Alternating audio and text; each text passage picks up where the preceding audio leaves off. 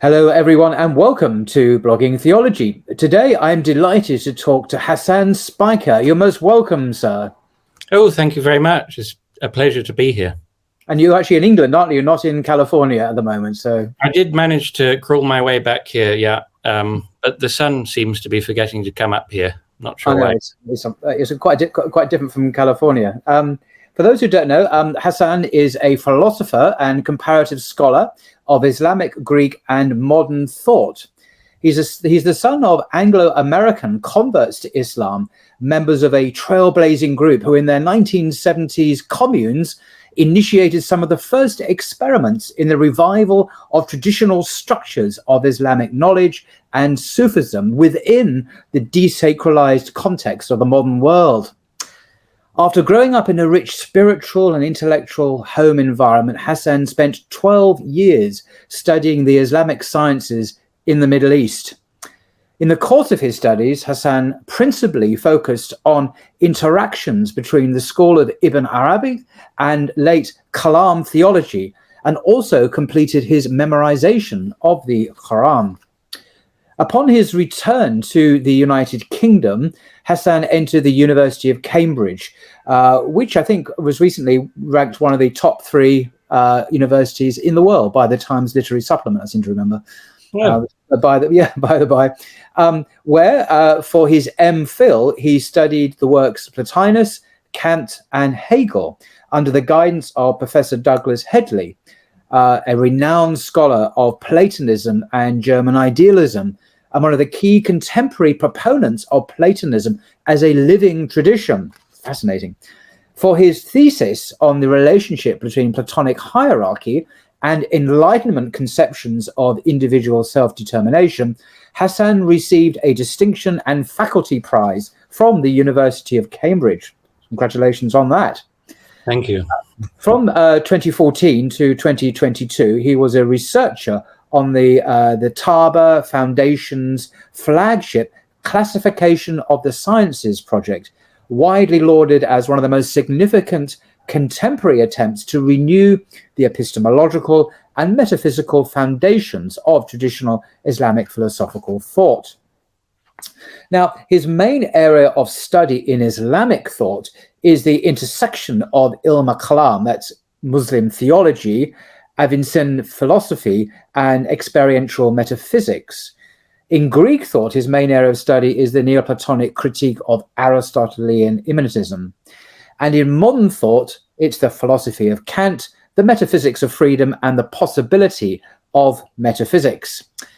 And Hassan joined Zaytuna College in California as a lecturer in philosophy and logic this year in 2022. Today, Hassan has kindly agreed to discuss his new book entitled Things as They Are, Nafs al-Amma and the Metaphysical Foundations of Objective Truth, a work which we might describe as an introduction to Islamic ontology. So, over to you, sir. Thank you so much, Paul, and it really is a great pleasure to be here.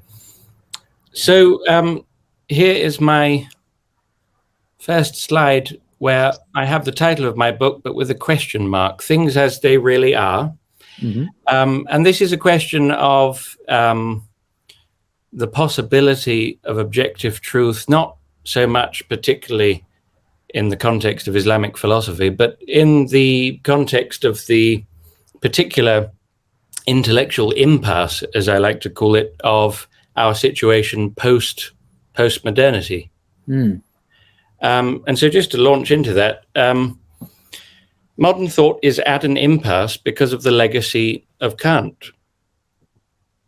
Descartes' attempted solution to the failure of Aristotelian immanentism affected the Cartesian split. Now, I appreciate these are going to need significant discussion.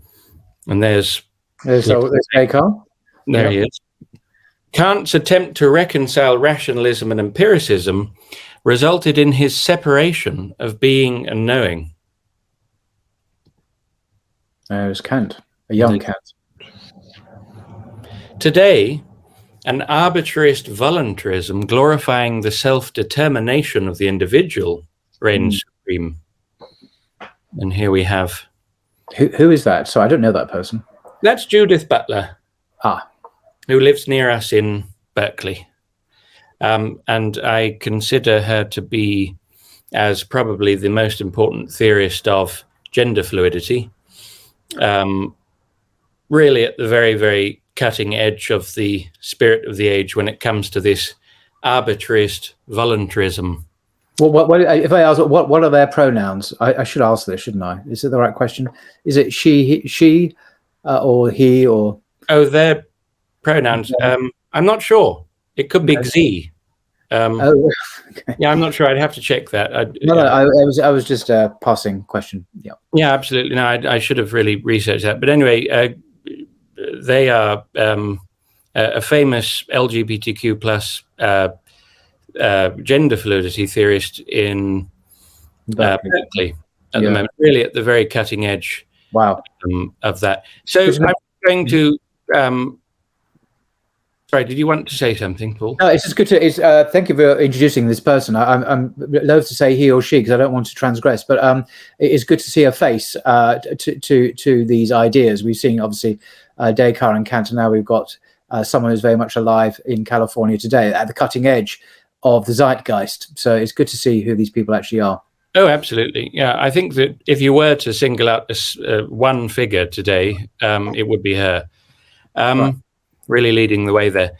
So what I'm hoping to do today is I'm afraid that it's hopelessly ambitious as it tends to be, but one of the things that I'm hoping to do is just to show how we've arrived at the state that we're in intellectually today. And of course, doing that's going to presuppose trying to depict, being able to depict in a reasonable way what and be able to agree upon what our condition is. And I think it is very, very distinctively part of the legacy of Kant. So, let me try to depict the situation that we're finding in terms of the dominant intellectual and social trends of today, let's say in terms of gender fluidism, simply as one of the manifestations. But this is what I describe as an arbitrarist voluntarism. So for the benefit of any of the viewers, voluntarism, of course, is the idea that the will has ultimate priority. So the will, whether it's the divine will or an individual human being's will, and of course, it, as you know, Paul, it has numerous different permutations and manifestations in terms of different theological questions. So you have, voluntarism in terms of divine command theory, which is the idea that the good is only what God happens to will. It's not, there's no intrinsic good, and so on. And there are many different manifestations. There's, of course, Schopenhauerian voluntarism, the idea that the most fundamental ontological reality is simply the will and individual wills participating in that. What was his great book called? It has the will in it, doesn't it? Schopenhauer. I forget the name of the book. It does. It's something as will, and that's about as good as I can do. I can't really remember. It's his most famous book anyway. It has the word will. Yeah, I have it here in my library. Hang on, before we both go off and look in our libraries for this, let's move on. I don't want to distract. Yeah, sorry. I wish that had appeared in my mind at the right moment. In any case, so Schopenhauer's, but it's no accident that someone like Schopenhauer, who's very much a follower of Kant, would end up coming to that conclusion that the will is more primary than anything else in existence. The world is will. The world is will. It's just suddenly occurred to me. The world is will. Exactly. The world as will and representation. Yeah. Absolutely. That's it. The world is will and representation. Yeah. That's it.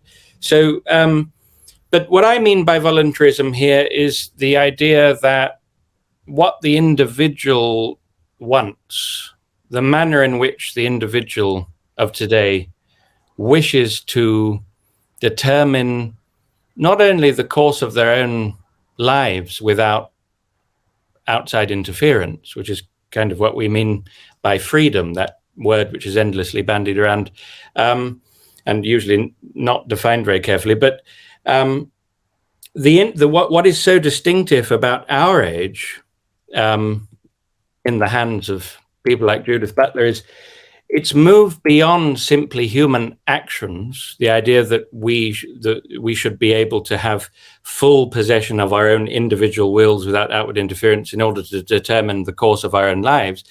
But it's come that now it embraces what previously were considered to be essences, the way the world really is. Yes. And so, whereas the first targets when it came to Marxism and Marx and Engels and their immediate followers were key human institutions like the family and so on. And of course, various forms of aristocratic political arrangements and long before that, divine command theory and everything. Today, it's why has it? I mean, the reason that it has got to a point where it's attracting widespread attention far beyond the realm of what was traditionally the preserve of professional philosophers. I mean, it's constantly under discussion in the pages of the Telegraph and the Spectator and the New Statesman and the Guardian. Of course, they're more or less taking opposite views, is because it's now embracing things like human nature, things like gender, things that seemed previously to be non-negotiable because they're simply they were fixed. They were determined by nature, by our DNA. But now they're, as you say, fluid. That they're not settled. They are. Well, I'll let you explain what they are, but they don't have that essential quality anymore. No, thank you, and that's precisely it. And the thing is that this widespread belief tends to permeate everything. So, I mean, if we just take the traditional Platonic transcendentals of truth, beauty, and goodness, the idea now is that there is no real truth. There's no objective truth. There's only my truth. There's no real goodness. It's just what you and I agree we feel is good in the particular context, and it's made good in some sense by our agreement and by our both willing it. Yeah. And in beauty, there are no fixed intrinsic aesthetic standards, but it's all, it would be experienced a kind of perverse oppression for someone to impose their own aesthetic standards on someone else. But it's not only these various types of aesthetic and moral valuation, but it's also things which previously just were thought to be simply part of the order of nature, like being a human being, like being of a specific gender and so on. And the interesting thing is that this has trickled down to the ordinary, I mean, I hate to say this expression, do forgive me, but the ordinary man and woman in the street, because, I mean, it's got to the point where this will typically be voiced, and even some of the simple rationale or argumentation will be voiced by the average person in the street, as it were, in the so-called West today. So it's not just the preserve of strange philosophers in the ivory towers, but it really has trickled down, and that's what's so interesting about it. So, I mean, but the point is, this has a very clear intellectual pedigree, and the blame, I suppose, if we want to call it blame, or the praise, depending on how you look at it, should be really laid at the door of this man, Immanuel Kant. That's very harsh. That's a very harsh judgment, sir. Very harsh. You think so? I'm sorry about that. No, Immanuel Kant. I mean, we're not actually. You have not actually mentioned who Immanuel Kant is. Perhaps we should just. Shall I introduce who he is, or do you want to say briefly? No, please. I'd be delighted if you'd help me out there. Yeah. Okay. Well, he was a philosopher. He was born in Königsberg, which was then part of Prussia, and it's changed hands a few times. In Now part of Russia, isn't it? Yeah, exactly, Russia, but it's actually German originally. In 1724, and he's seen as probably the greatest philosopher in greatest Western philosopher, I should say, in modern times. We've had Plato, Aristotle, and Socrates in the ancient Greek world 2,500 years ago, but the greatest thinker ever since then is this guy called Immanuel Kant. And there are many amusing stories about him, how he never ever left his city of his birth. He was a creature of habit, and the townsfolk in his city could almost set their watches by the same time every day. He went out for his constitutional walk. Oh, he's a very exciting man, yeah. Yeah, but he was, despite that image of a dry and dusty figure, he was apparently extremely popular, and that's true. Be fair. And he was a great raconteur, but the book that he's famous, I think, for having produced 2 editions of this great tome. Let me just get it up here. Ooh, here we go. Oh, and your copy as well. Right. There we go. We both have the same copy, which is a bit sad. But this is the standard modern edition in English, edited and translated by Paul Geyer and Alan Wood. So if you study this at university, as I think we both did, this is the edition you will use. It's a big fat text. I call it the CPR, the Critic of Pure Reason, because you'll need CPR if you attempt to read this. In other words, you'll need first aid, because it is the most difficult book to read imaginable. It's crusted with jargon. He invents new words, neologisms, just to articulate his architectural philosophy. But I'm not going to go into who, but this is a man who has had a huge influence on Western thought, Western philosophy, and all philosophy since then arguably has been in dialogue with him, either to reject him like Hegel did perhaps, or to embrace him like Schopenhauer did perhaps.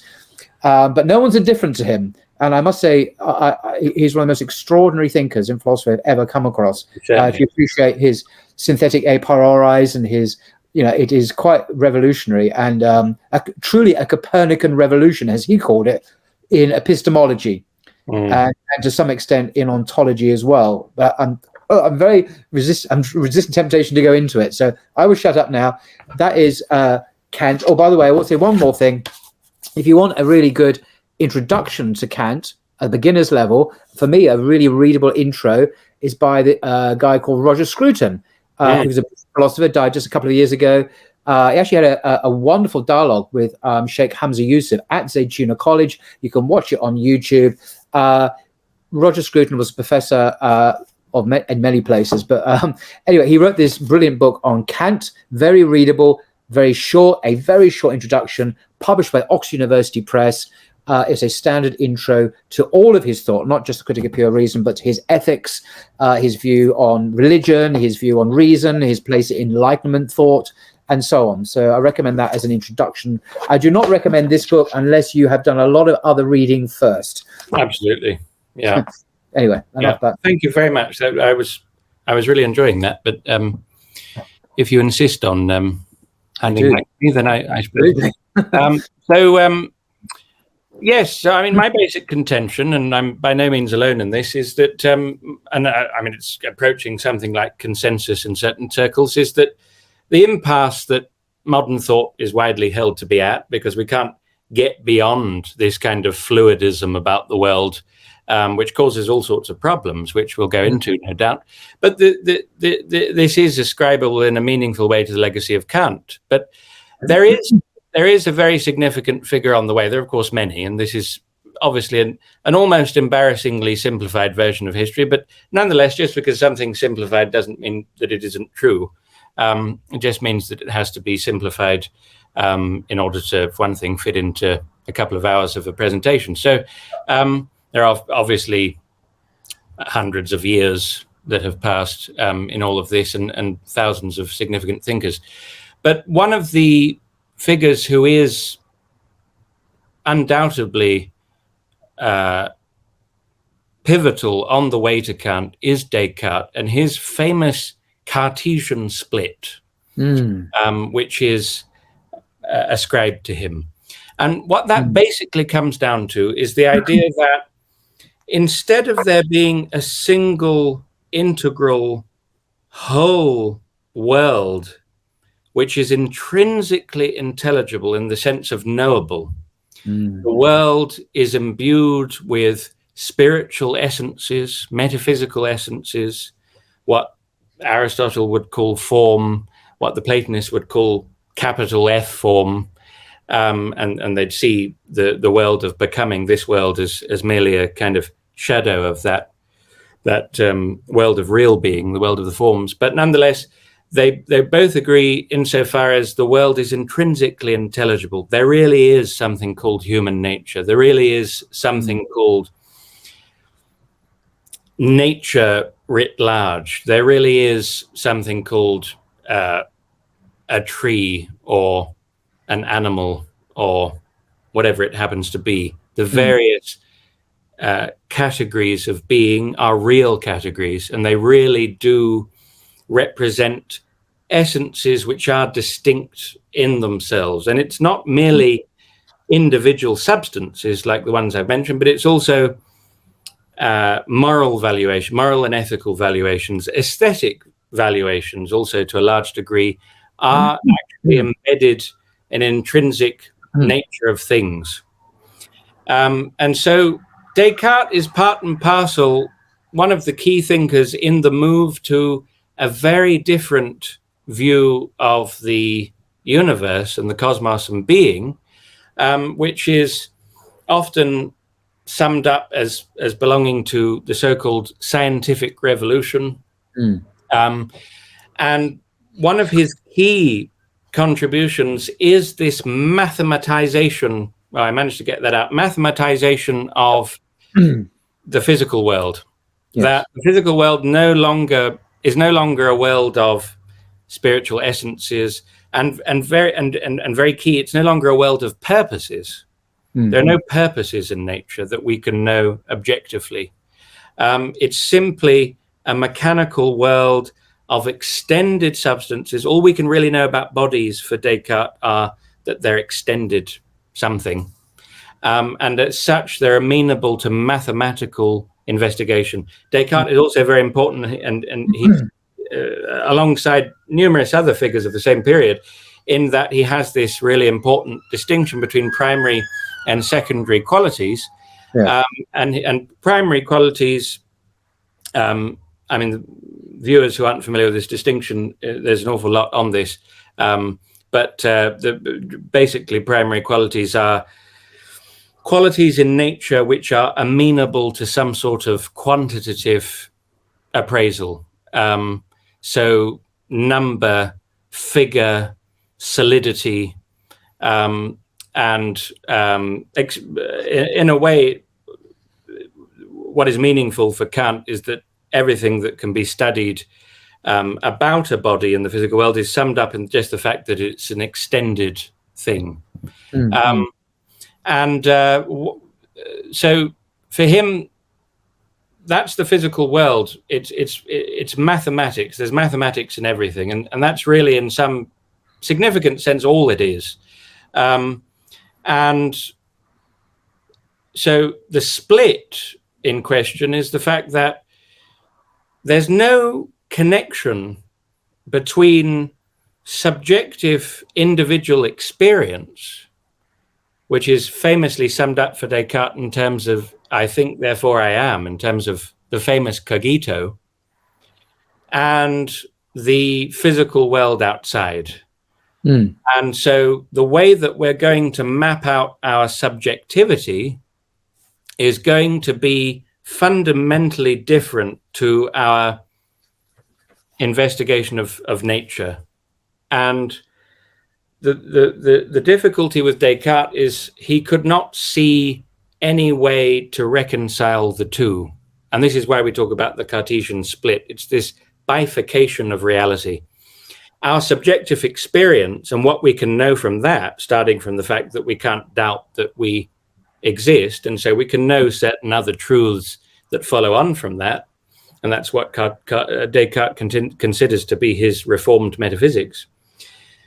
that is a completely different sphere of investigation to the investigation of the material world. They just simply have a total difference in kind with no overlap. Mm-hmm. Whereas in the traditional scholastic understanding, I won't call it Aristotelian because it wasn't merely Aristotelian, but we'll get onto that. But in the traditional scholastic understanding of what we might call the High Middle Ages, there is a complete continuity between nature, the physical world, as we call it today, and our capacity to know it. Because nature in itself is imbued with intrinsic intelligibility in the sense of objective knowability.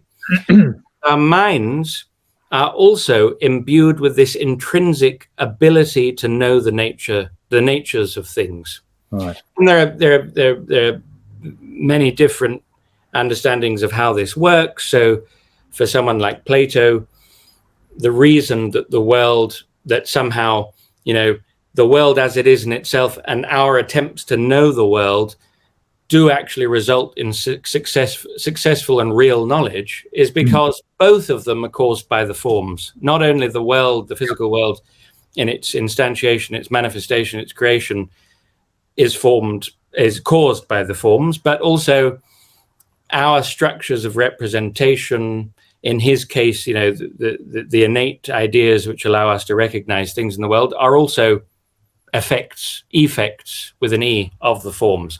And then in the Aristotelian context, you have a rather more tortured and difficult journey because Aristotle has about 5 lines on the agent intellect in De Anima, as you know, and the agent intellect is what many different schools of thought within Aristotelianism, whether it's Avicenna or Aquinas or Averroes or whoever, they justify the claim that the way things really are and our knowledge match, i.e. that we have real knowledge.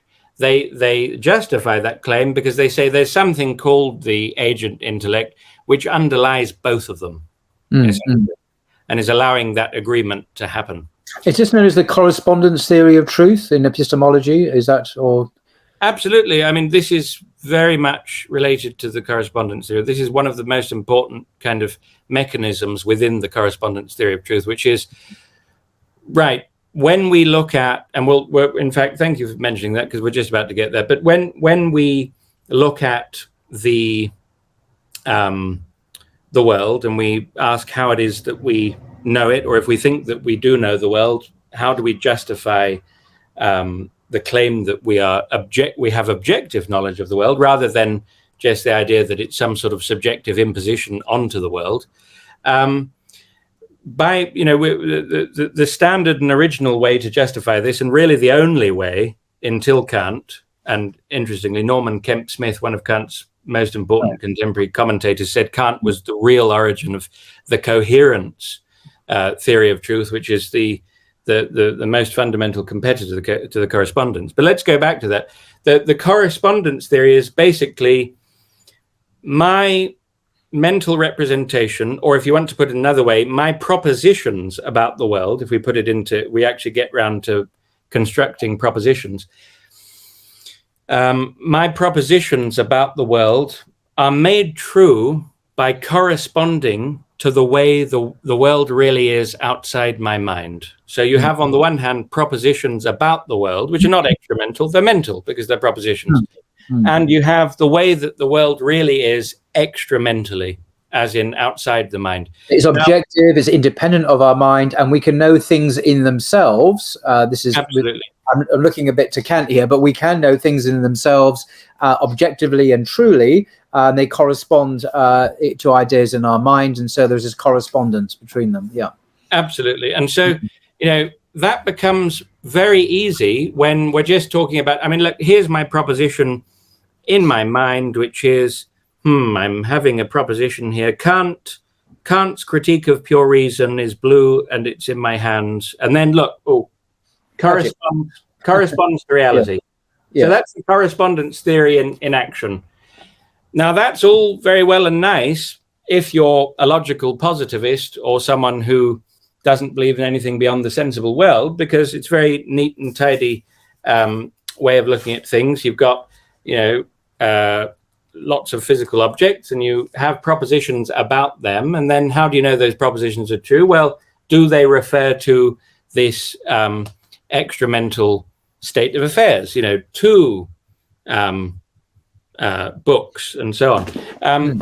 Now, where does the problem come in? And the thing is, this problem is, I would argue, the most important problem in, I'm afraid, what I consider the deterioration of Western thought to the state of affairs we were discussing just now, championed by thinkers like Judith Butler. This is the most important question, which is fundamentally that of, well, it's absolutely true that sensible propositions about sensible things correspond to sensible objects. But the problem is the world isn't just made of sensible things. And this isn't even to invoke any sort of theological array of various beings or even to invoke God or a spiritual reality. It's simply in virtue of when we analyze what really goes into even our most basic knowledge structures, we find that there's all sorts of non-empirical stuff going on there. And so I'm going to come back to Kant. I'm just going to skip ahead a tiny bit and jump straight into precisely how this works here. So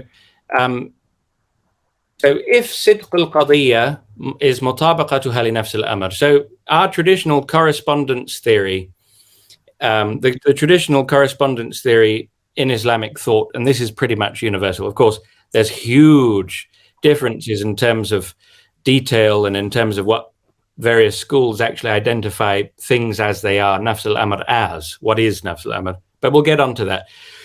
Just in terms of what we're discussing now, which is what is the correspondence theory? It's essentially the following. It's this formulation. And this is an actual formulation that you'll find all throughout the Islamic sciences. So it's صدق القضية مطابقتها لنفس الأمر. And what that means is the truth of a proposition amounts to, or is, its correspondence, i.e. the correspondence of the proposition, to nafs al-amr, which can be translated as objective reality, things as they really are, and even things in themselves, although I'd rather not because it makes you think of Kant. But sidq al-qadiyya mutabaqatu, and I don't want anyone to have to go for CPR. But in any case, so yeah, that's basically it. The truth of a proposition is its correspondence to nafs al-amr, to objective reality. I said that's very nice and neat if we want to hold on, as long as we're able to hold on to the idea that all reality is sensible reality, that somehow we can reduce every proposition to some sort of sensible referent or some sort of empirical content. But the problem faced by any philosopher worth his salt throughout the history of philosophy is, well, then how do we account for the truth of propositions which do not possess empirical reference? So here are just some conceptions or objects which of various kinds, whether they're mental or extramental, which they're not actually empirical in any straightforward way. So one is an army. Now, what exists outside in extramental reality are individual human beings. There are no armies existing in extramental reality, and I think zooming in on exactly what we mean by this will be very helpful. Extramental reality in the Islamic tradition, al-kharij, literally al-kharij means outside, so it's kharij al-dhihn, what's outside the mind, is all particular. Right. Extramental reality is all particular. So if you look at the outside world, or even the desk that you're sitting in front of and all of the various objects which are scattered around the room, every existent object is in Arabic, it's yaqbal al-ishara al-hissiya. So it's capable of being pointed at it can in principle be singled out, and it's as crude as it sounds, by being pointed at. So I can single out, this lamp here because it's an individual object, which I can single out as particularly itself and not something else. It is that particular lamp, and it's other than this particular book. It's a particular thing. To exist extramentally is to be particular. It's to be particularized. It's to be an individual. Now, armies are definitely real, but there are no armies as such in extramental reality, because all that exists in extramental reality are particular things. So there are particular human beings. There's that human being, that human being, that, and then we consider them to be an army. Now, if other non-human creatures were to look at these individuals behaving strangely together, they would just see lots of individuals behaving in a certain manner, but they wouldn't consider this to be an army, because armies don't exist extramentally. They're not individual objects. It's a way of considering individuals. Now, the same with countries. Countries are definitely real as far as we know, but there's no extramental country. There's only individual objects, which we then consider this huge aggregate of objects to be what we call a country.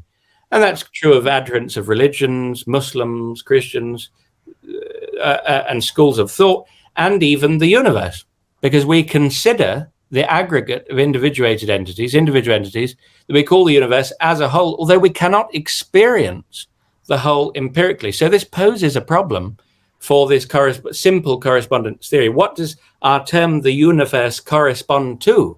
Because there are only individual objects out there. And then the relational categories, we'd have to talk about the categories. So let's move on to these propositions. Can I just briefly a footnote that there is a school of thought that predates even Descartes called nominalism, I think associated with William of Ockham, a fellow Englishman. And this term nominalism coming from the Latin word nominalis, meaning of or pertaining to names. It's the idea that reality is only made up of particular items, and it denies the real existence of any general entities such as armies or properties or species or universals or any other categories. And I think I could be wrong. Ibn Taymiyyah, I think, was a nominalist in that sense. He denied the more Platonic sense of ideals or universal categories. But so nominalism is medieval in the sense that William of Ockham was a medieval theologian and philosopher in England. Absolutely, from Surrey, in fact, I believe. Yes. But they got a lot to answer for. But I mean, absolutely. Thank you for bringing up.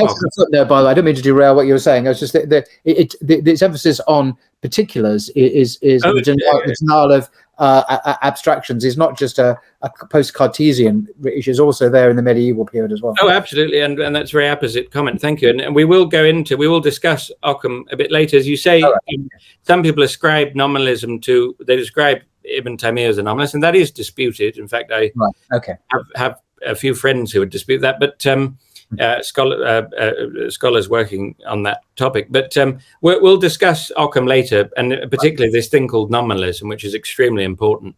Right. So we were looking at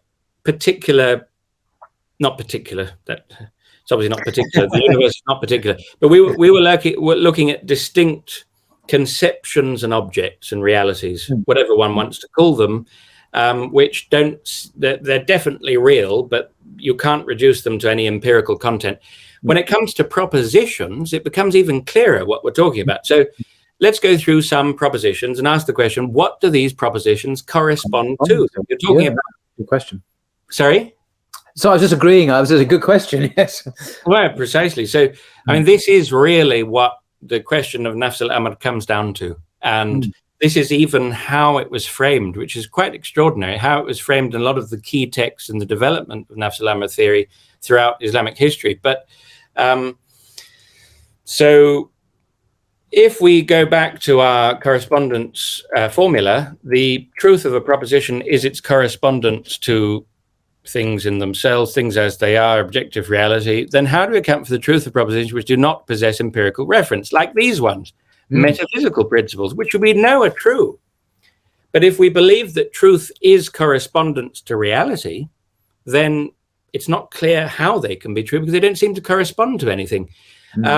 But if they don't correspond to anything, then are we forced to come to the conclusion that they are fundamentally subjective and we're actually imposing them upon reality? Now, just to make it really crude, as I'm afraid has to be in this type of, whatever presentation you're giving anywhere, as you know, as Paul knows very, very well, things have to be kind of boiled down an awful lot. But so, to a scholar, it's kind of abhorrent crudity, but it's true. This is fundamentally what motivated Kant's denial of our knowledge of things in themselves, of our ability to know things as they really are in themselves. Namely, the problem of abstract propositions, which we know to be true, but we can't root in extramental reality, in reality outside of the mind in any way. So to go through a few of them, metaphysical principles, nothing comes from nothing. Definitely true, doesn't correspond to anything. Syllogistic reasoning about general metaphysics. This is just a famous argument in Arabic philosophy. كل معدوم متميز وكل متميز ثابت فكل معدوم ثابت. Every abstract object, it's really non-existent entity, but we don't need to explain that now. Every abstract object is distinct. Every distinct thing is subsistent. Therefore, every abstract object is subsistent. The formal structures of logic, like the first figure of the syllogism, for example, every A is B and every B is C, so every A is C. They're definitely true, doesn't correspond to anything in extramental reality. Logical and metaphysical principles, principle of non-contradiction, both in terms of as a logical principle, as a principle of being. A thing cannot be and not be at the same time and in the same respect. That's the basis of all of our knowledge. But again, what does it correspond to in reality, such that we can be assured that it's actually true? There's not just a subjective principle that we happen to be equipped with as the type of beings that we happen to be. But if we were some sort of strange alien from another galaxy, we might be equipped with completely different principles, look upon the same world and just not see the same things. We weren't equipped with the principle of non-contradiction. So that's the doubt there. Then classificatory intelligibles, modal statements. His son would be a capable dentist, which we use every day. Future contingents, the world will still exist tomorrow, doesn't actually correspond to anything, even though we know that it's true. Historical facts, fictional definitions, which is a bit less problematic. Propositions about ontological status, being a senator is a social construct, for example. Gender is not a social construct, for example. Then we've got mathematical models of physical reality, like this delightful one here. Which are which are meant to describe, according to scientific realism, the way that the world somehow really is in its fundamental structure. But it's just a bunch of mathematics, and so on a correspondence theory, you'd have to account for how the reference of these mathematical objects are actually rooted in reality, if at all. So another one would be methodological statements.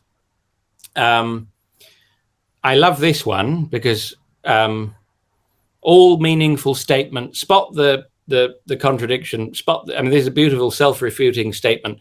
All meaningful statements are either analytic or empirically verifiable. For me, that's actually a joke. When I read that, I laugh. Because it's self-refuting, because how do you... Okay, this is a meaningful statement, presumably, that the person wants us to believe. Okay, but you've just said all meaningful statements must be either analytic, in other words, tautological, basically, or verifiable. But how do you verify that statement? It's something that it goes beyond either analytical truths or empirical truths. So it's actually a joke. Exactly, it's a joke, but this was, as you know, the verification principle, which logical positivism, yes, logical positivism, which shaped so much philosophy in the first half of the 20th century, especially in Oxford and Cambridge. Frédéric, of course, the Englishman, was one of the chief culprits. But he later on in life, he actually decided it was all bunkum anyway, and he did. Precisely, and it's actually a notable instance of real philosophical progress that this was basically identified by every professional philosopher as bunk. And so they moved on, but the truth is they moved on to the impasse, really, that we're presently in, where everything's now been discredited and we just have no idea what to do and what to think. And so the next one is, all true knowledge constitutes a fusion of sensible intuition and concept. That's dear old Kant's one. So, for Kant, the experience, which for him is the only true form of knowledge, it has to be this fusion of time and space, the intuitions of time and space, which are subjectively imposed upon the world.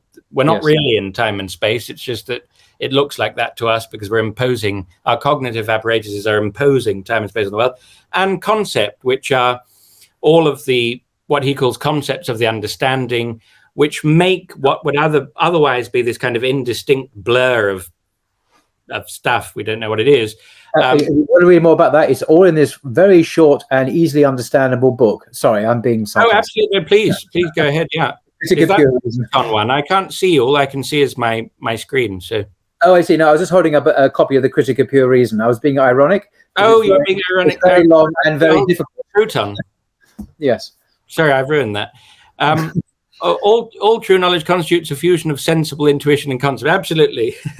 Go to this delightful. That's the one. Yes. Beautiful bedtime reading. Beautiful bedtime reading, guaranteed to put you to sleep within seconds. Absolutely. If you don't, I'll give you nightmares depending on your.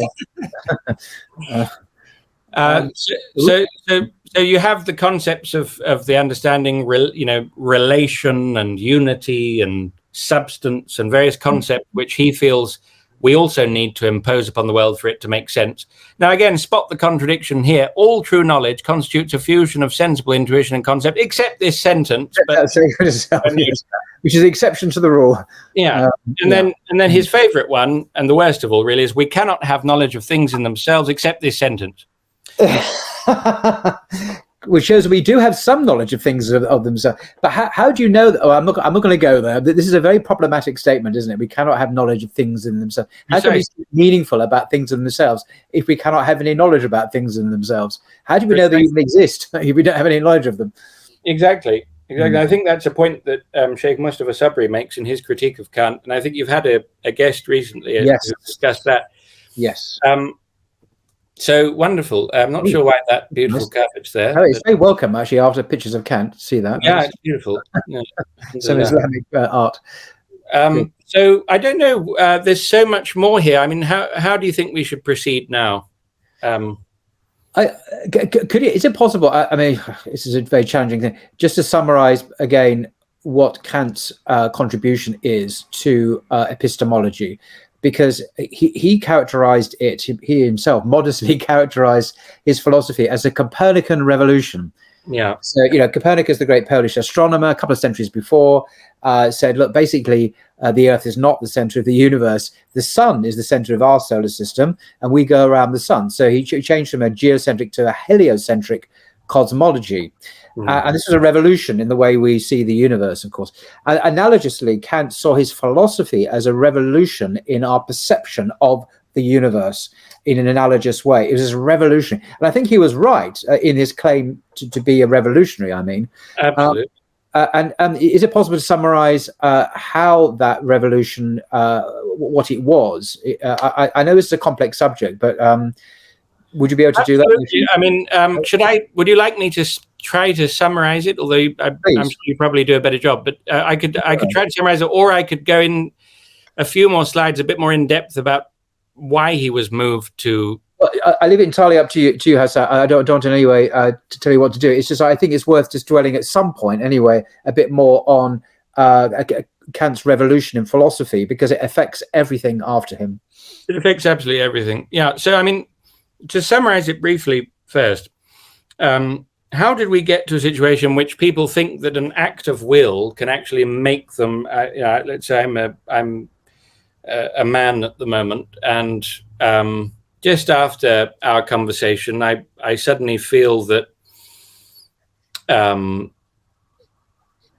really not a man. I'm actually really, and I'm not in any way. I mean, it's a bit glib, a bit facetious the way that I'm expressing it, but it's in no way meant to be disrespectful. But, you know, I stay up throughout the night thinking, I really am a woman. I'm not a man. There's something about me, just something ineffable, which is really not a man. It's really a woman. And I'm going to be a woman. And I've decided that I'm going to self-identify a woman. I'm free. I'm an individual. It's my right. I own my own being. And there's no one who can determine really for me what I am. And all of this stuff about being a woman and gender and femininity and masculinity is all a social construct anyway. It's something we've created.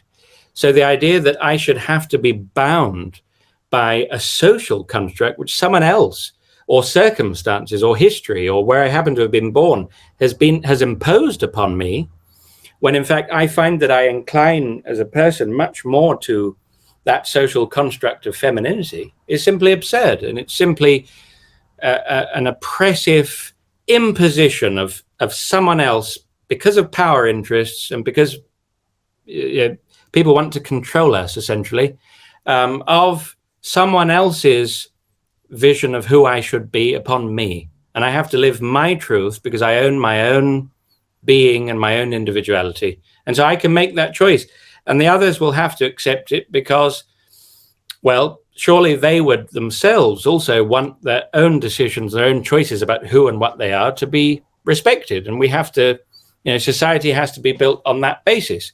Now, the fact that that line of reasoning is so widely accepted today is really because of Kant. And I'm afraid the way that works is fundamentally the following. Kant said everything non-empirical is purely subjective, ultimately.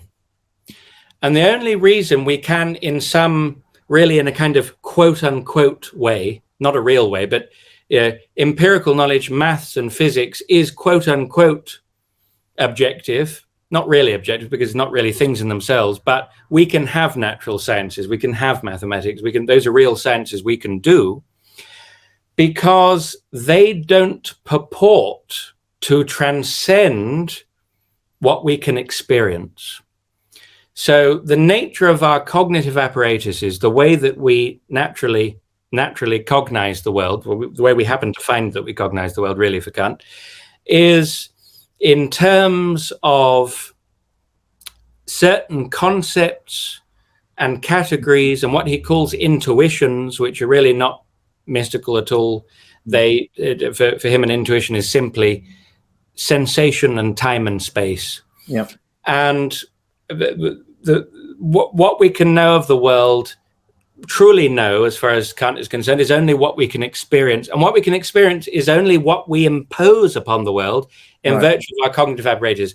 Now, that imposition veils whatever the world really is in itself. Right. We don't know that.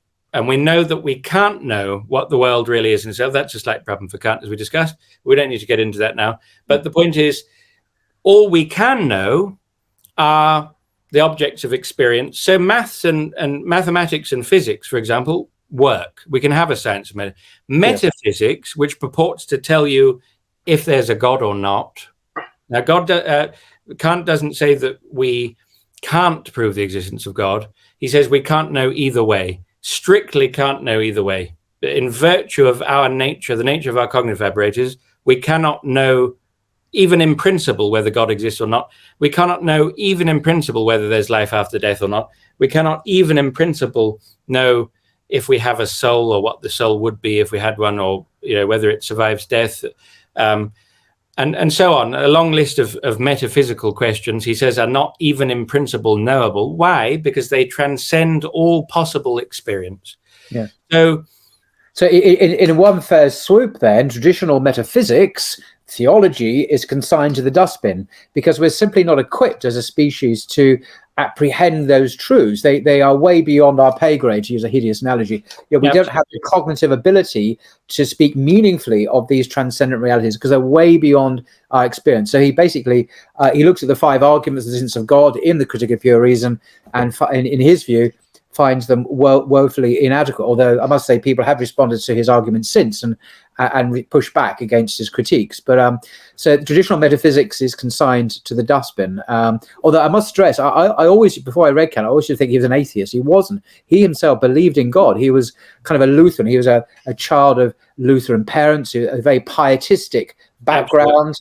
And there's a particular Lutheran understanding of one's relationship with God and the human will and the world around us and natural theology, which we won't go into. But there is, I think, an influence on that Lutheran ethos in the way he is quite down on natural theology and retreats this kind absolutely. Absolutely. And in fact, I mean, that is something I did want to move on to. Was that Lutheran and Occamist background, because of course Luther was an Occamist philosopher, and that was his training as a theologian. And he was although he repudiated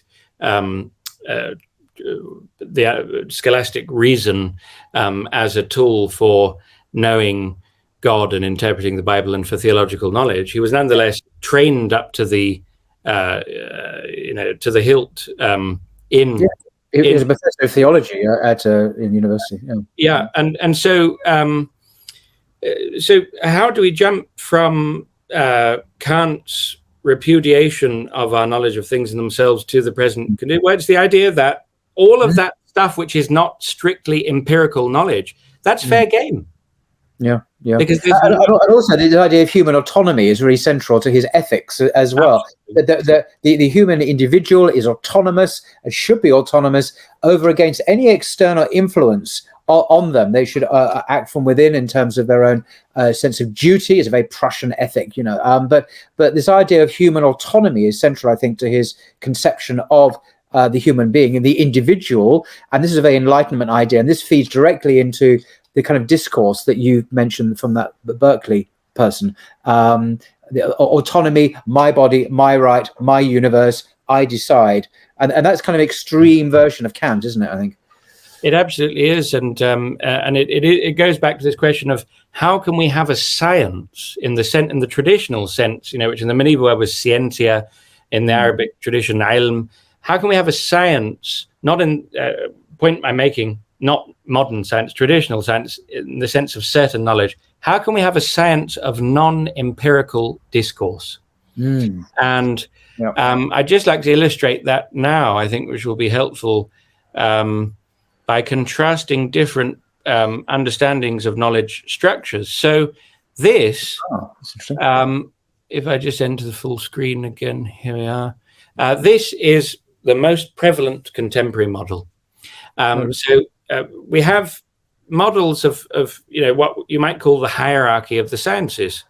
Now, people today, because of their ideological affiliations and beliefs and commitments, would be loath to actually invoke any notion of an intrinsic hierarchy of anything.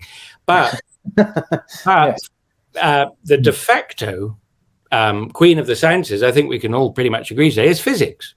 But you use that expression, queen of the sciences. I just stress the irony of that, of course, because traditionally the queen of the sciences was theology. Because what can trump theology? Discourse about God surely is the highest preoccupation of the human mind. And that has now been dethroned, in the Western context at least, by, as you say, the queen of the sciences, now physics, these fundamental elements of material reality. So there's been a complete inversion of the traditional world perception. Absolutely. And so, we have a situation today where the so-called hard sciences, the fully objective, truly empirically grounded sciences, which are alone the real sciences, are physics, biology, and chemistry most fundamentally.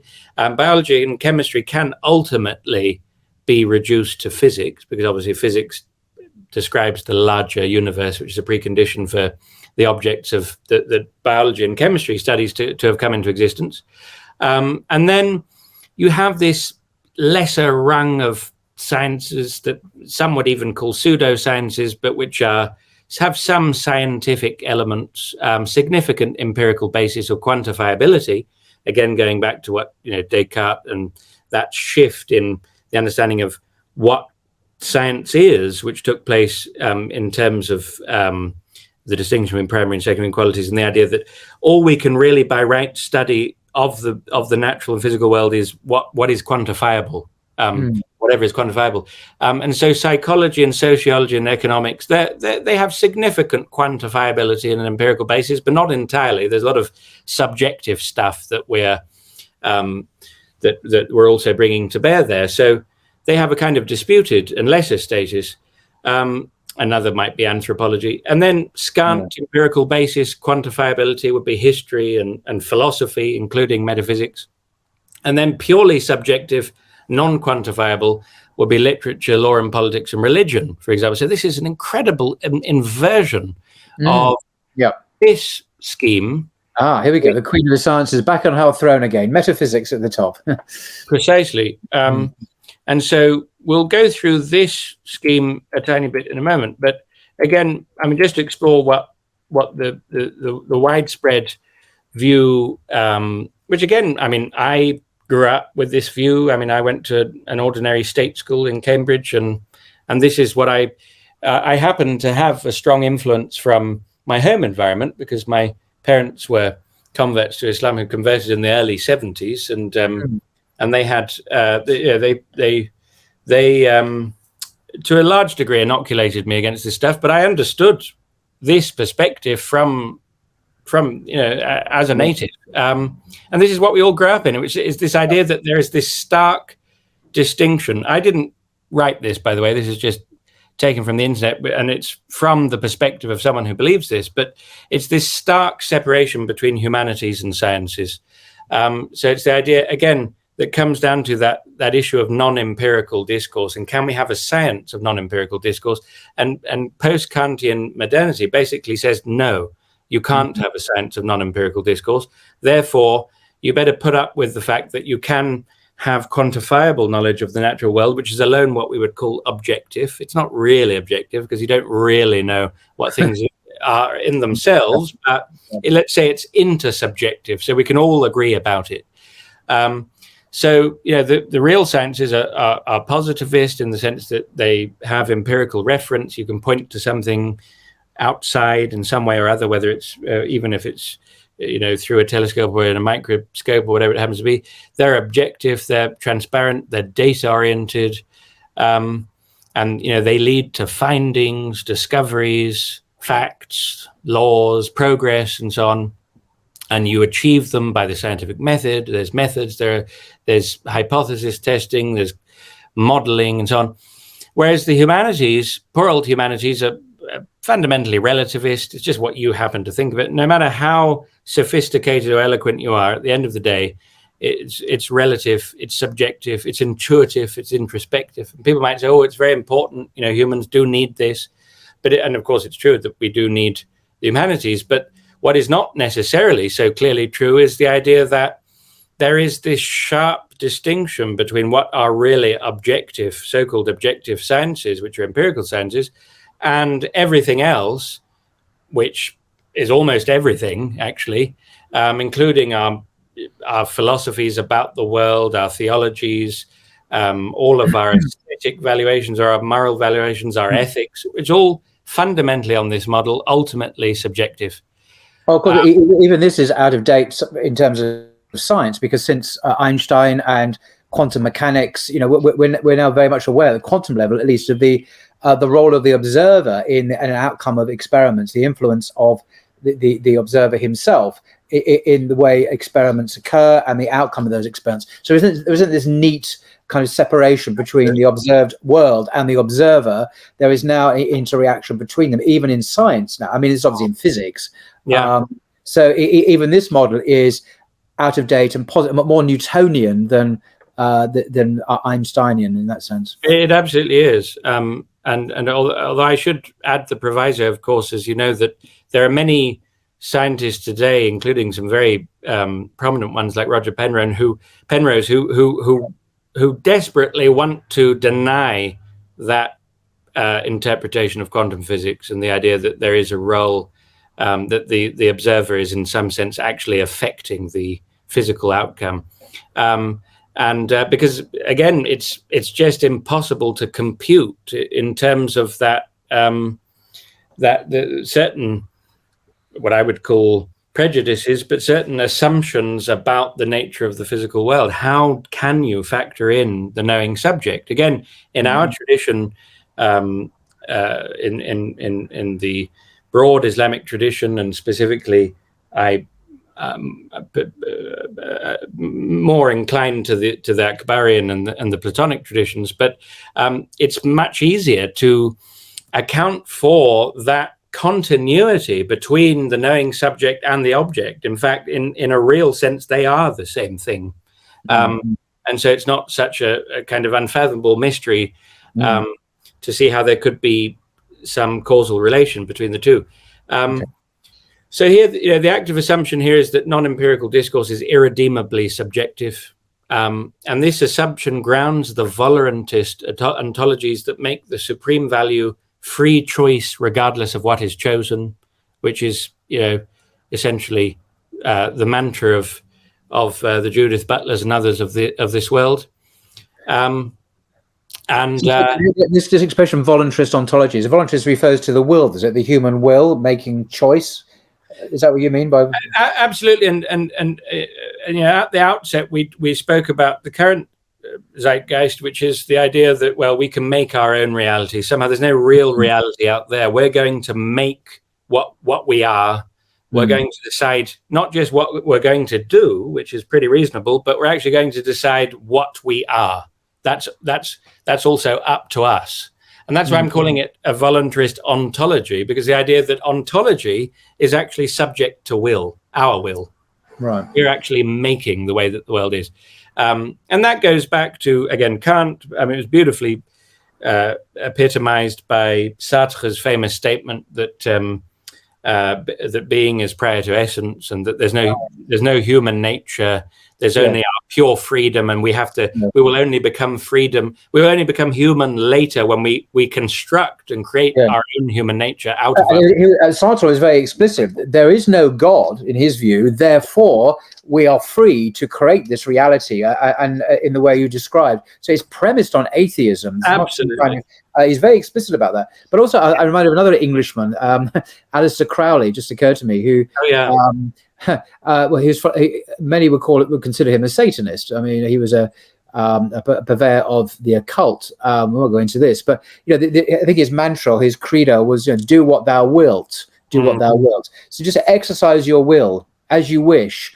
And this is satanic in one understanding. It's the opposite. The Islamic understanding is very much that God's will is paramount in the person's life, because He is our creator and sustainer, and intends good for us. But for the Satanist or even the modern zeitgeist, it's, well, I am my own God, and I do as I will, and this seems to be a satanic inversion of traditional theology. Absolutely, and I mean, it makes you think of the beautiful verse, have you not seen he who takes his own self as his God? Yes. Not his self, his own caprice. Yes. His own caprice as his God. And yes, of course, I mean, with Sartre, absolutely, he said, there is no human nature because there is no God to have an idea of it. Yes. So yes, it very fundamentally comes down to that. And then, so, I mean, this is to be contrasted with this traditional understanding of the hierarchy of the sciences, which interestingly was very substantially shared between the Islamic world and medieval Europe. And Christian Europe, yeah. And Christian Europe, absolutely. And to a large degree, the earlier Neoplatonist situation. So, so this is fundamentally where there is a supreme science, which they would call al-ilm al-a'la. It's what's known in the medieval world as first philosophy, in Arabic, metaphysics, ta metaphysica in Aristotle, that which comes after metaphysics. There's a dispute about whether that's just, as you know, the way that the books happen to be edited, that it came after physics or not. I find that a bit unlikely, personally, that that's all there is to it, but God knows best. It's called first philosophy, and sometimes the universal science. And it is the science which is responsible for all of the other sciences. All of the other sciences are subordinate to metaphysics in that traditional model. And they're subordinate in a different way to revelation and theology. Yeah. In a way, metaphysics is our journey up, because it's our existence of knowing subjects on our epistemological journey, trying to find out the truth. And that's what metaphysics allows us to do. In a way, revelation is what's coming down to us. Yes. And so they have that kind of relationality. I like it. It's very hierarchical as well. There's a clear hierarchy of truth here, from the lesser to the greater, to the little to the more. Unlike the alternative paradigm you mentioned. Absolutely, and this is seen to be a hierarchical ordering which mirrors a hierarchical structure of being. And as you see here, mathematics and logic are so important, but they've got no place in this de facto hierarchy because they have no empirical basis. But the sciences cannot operate without them, and this is a big problem for scientists who are more philosophically informed and attuned today, because they can't be reduced to physical properties, and this is a real problem for scientists. And we can't not use them, but they're not physical realities, and it's very difficult to consistently construe them as physical realities. And as such, well, does that mean again that our knowledge is irredeemably subjective? Yeah. You mentioned Roger Penrose, the great British cosmologist. What is the status of mathematics? Is it a creation of the human mind, or is it like a Platonic form that has some kind of independent existence from our minds? I think he inclines to the latter, but that's a different subject. Absolutely, and he has some very interesting works on that, and I very much respect the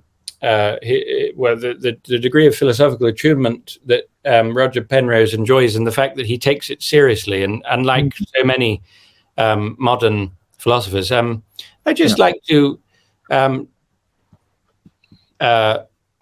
at all shameless self-promotion, I don't think, in the slightest, but since you mentioned hierarchy, yes, this is a remarkably concise and inexpensive new book coming out this month. Hierarchy. Would you highly recommend it? Would you, by coincidence? Well, I was hoping you'd recommend it, actually. But no, I've been silly because you are the author of this amazing book. No, I'm very much looking forward to. I like the title a lot: Hierarchy and Freedom, an examination of some classical, metaphysical, and post-Enlightenment accounts of human autonomy. So it kind of covers a lot of things there. So it's very apposite for what we're talking about. And I think to explain a little bit of the argument there, and we see how all of this is related. I mean, Robert Pippin, in terms of, I know that a lot of this is going to be very heavy, and we've brought in a lot of different things. And I beg the forgiveness of the listener for just how much we're piling on here. But I mean, one of the ways to understand the broad narratives which are at play here and informed by the philosophy is to read some of the great intellectual historians like Robert Pippin, like Charles Taylor, for example. And Robert Pippin has a beautiful book called Modernism as a Philosophical Problem.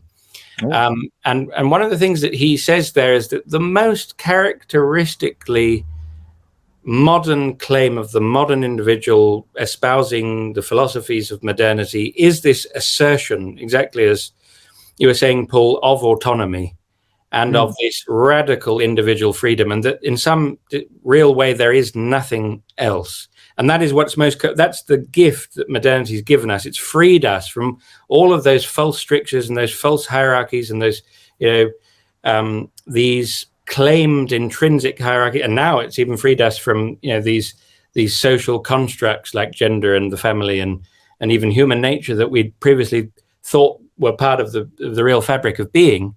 And this was only possible, as Pippin shows and as Charles Taylor and others show, because of this sense of having dismantled the hierarchy. And so there's this assumption, again, following on from the general trajectory of Western thought from what is called nominalism in Occam and then through Descartes and into Kant, this general trajectory of believing that there's not only not an intrinsic nature of individual objects don't have intrinsic natures, but their context of being has no intrinsic order either. So there's no intrinsic ordering of being. Nothing is really intrinsically superior to anything else. Nothing is really intrinsically, metaphysically prior to anything else, because we wouldn't be able to know that. And so it was seen that what is actually, in actual fact, the Dionysian, pseudo-Dionysian vision of the hierarchy of not only the metaphysical hierarchy, but the metaphysical hierarchy being reflected in the orders of society. So, the idea that in medieval society, everyone's locked into their place. The serf has to remain in his place as the serf, and the lord of the manor has a higher position than him, and the knight and the tradesperson and the king and all these people are locked in a particular position, and of course the religious hierarchy is at the top, and in a way, and that this somehow reflects a hierarchy of being.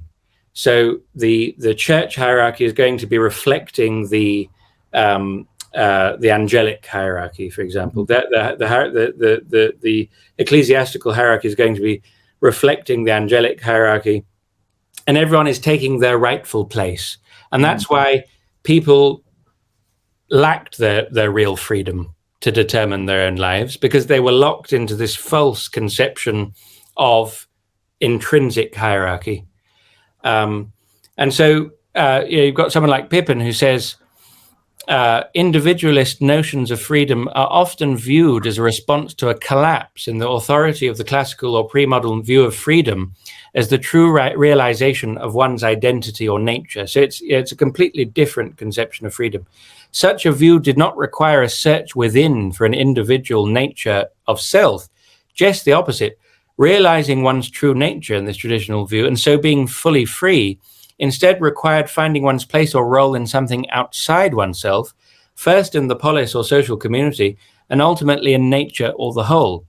By understanding that one could only be oneself by realizing this function within the whole, rather than as sometimes interpreted, sacrificing oneself for the sake of the whole, one could achieve a satisfying and finally free life. The widespread collapse of the metaphysical support for such a view of an ordered hierarchical cosmos or divine order is what on many accounts provoked the modern assertion of freedom as a radically individual self-determination, particularly in Charles Taylor's, he's referring to Source of the Self. Since there were, it seemed, only individuals having to rely primarily on themselves in deciding what to do, the primary task of modern civilization looked to be finding a way of allowing each to realize effectively the results of such self-determination. That's absolutely fascinating. If I can just give, I can't help but offer just a few responses to that. In terms, this is a very European, Eurocentric issue, isn't it? This revolt against a church, which in the Reformation's emphasis on the individual belief. Martin Luther, we mentioned him already, over against an ecclesiastical tradition. That's quite key, and the rise of modern liberalism as a result, in part, of the wars of religion that took place in Europe. People were exhausted by the killing and the carnage and the endless wars between Catholics and Protestants and so on. And so you get born the liberal social order, this alleged neutral space where people could resolve their differences.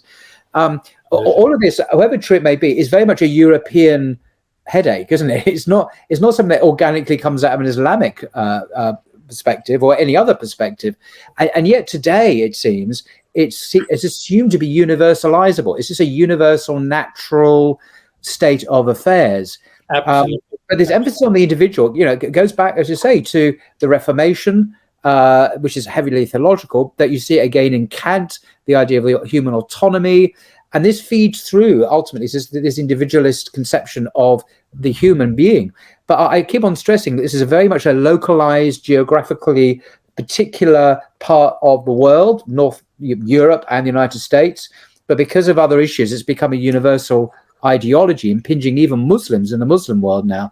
And that's why it's becoming really dangerous, because Islam is very different from this ideology. Absolutely. And that beautifully, almost as if you had prior knowledge of what's in my that beautifully feeds into this next section, which is, why is this such an idiosyncratically Western phenomenon? Yes. Not only this trajectory of what I consider to be the deterioration of thought through Occam and Descartes and so on, but also the what it resulted in, which is this radical self-determination of and freedom, what is really arbitrary freedom regardless of what is chosen, as this ultimate human goal and ideal. And I suppose,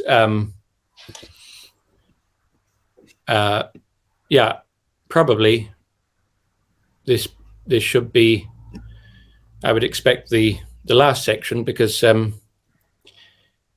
just feel that I'm blathering on too much.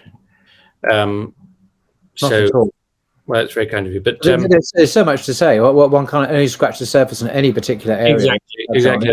And there are many other things I wanted to go into, but I think maybe another time if it's too much. Mm-hmm. Yeah, I think this will probably wrap up what we've been discussing beautifully. So I consider this to be the result, and really truly to be the case, that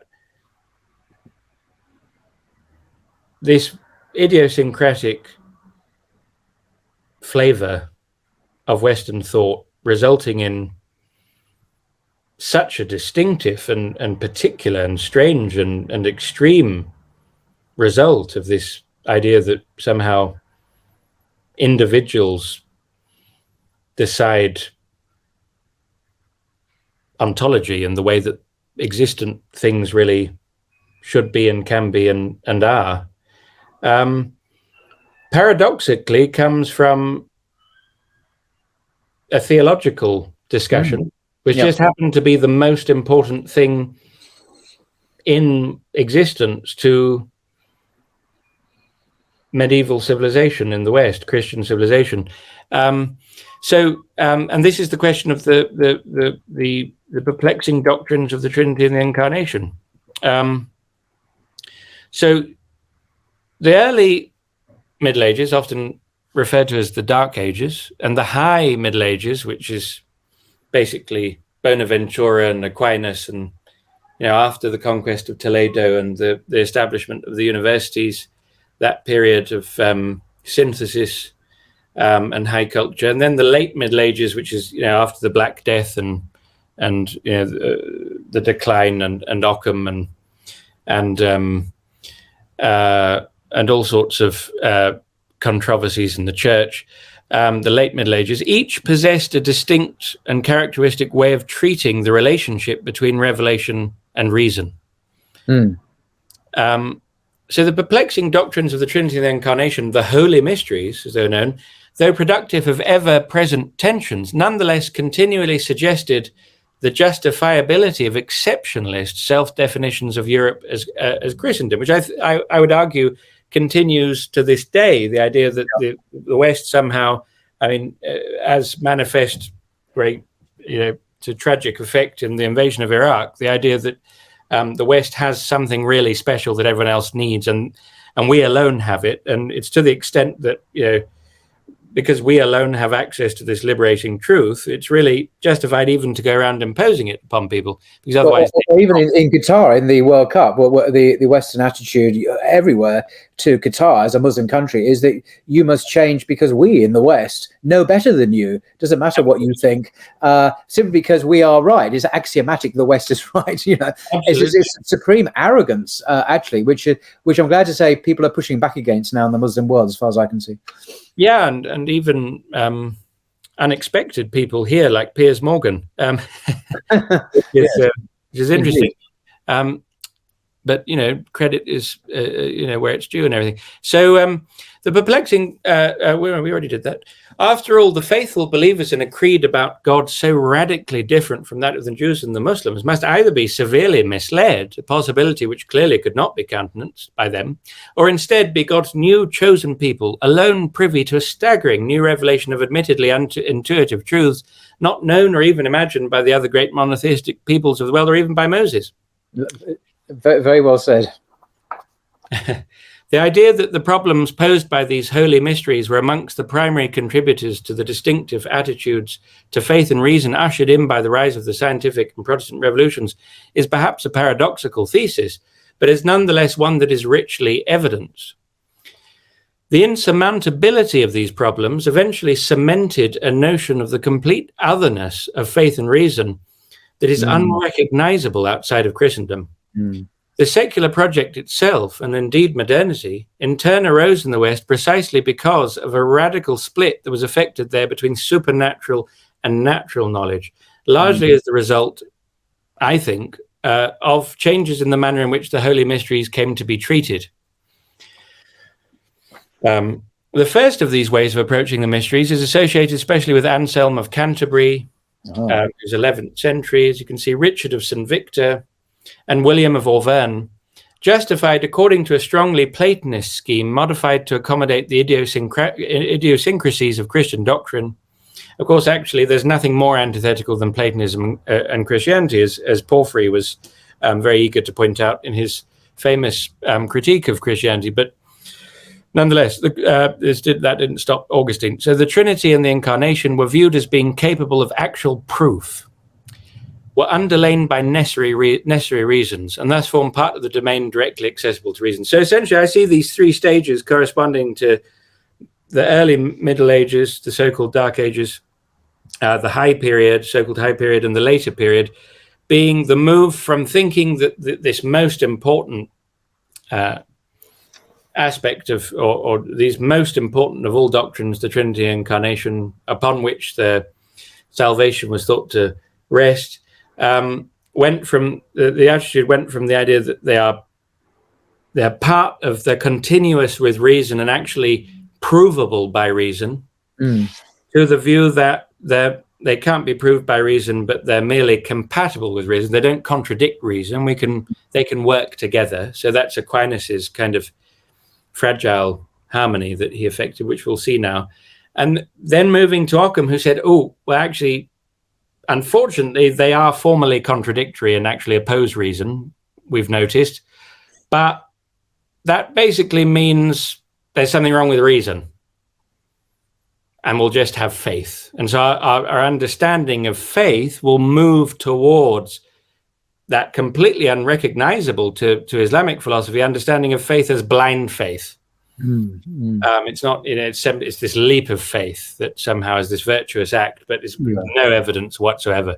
Soren Kierkegaard, of course, the great Christian philosopher, Danish philosopher, made a virtue out of that.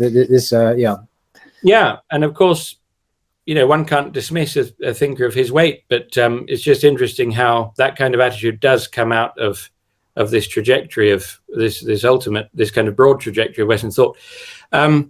So it was prior to the conquest of Toledo in 1085, an annexation that sparked a seismic shift in the knowledge structures of Christian Europe, with the discovery and subsequent translation in the latter half of the 12th century of the logical works amongst Aristotle's Organon. Of course, they lacked most of Aristotle's Organon.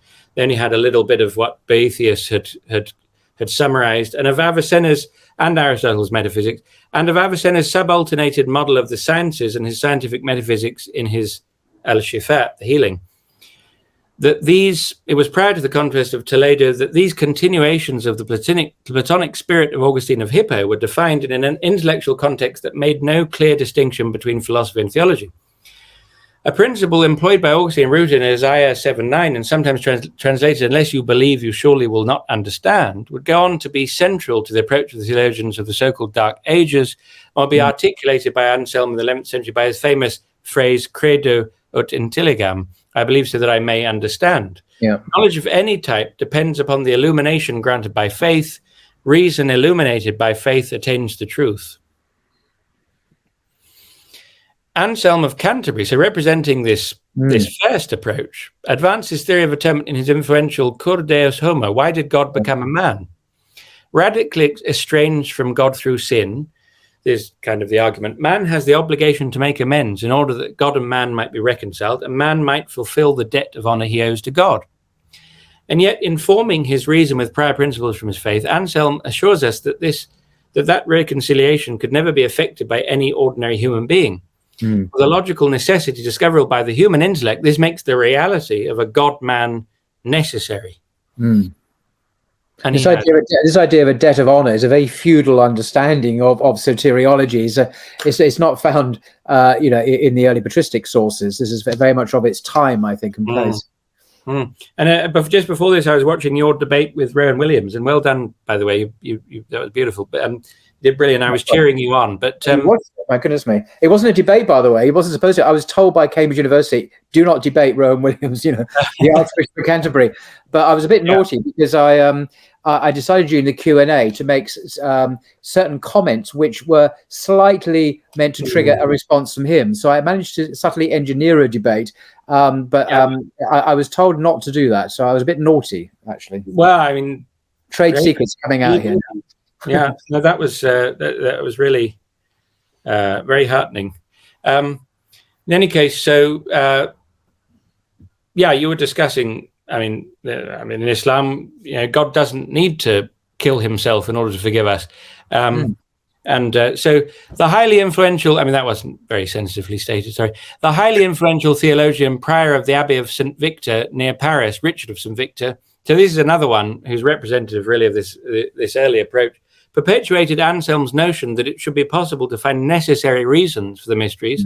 For according to Christian belief, the Trinity, being God, possesses necessary existence. And, God's necessary, the Trinity is necessary.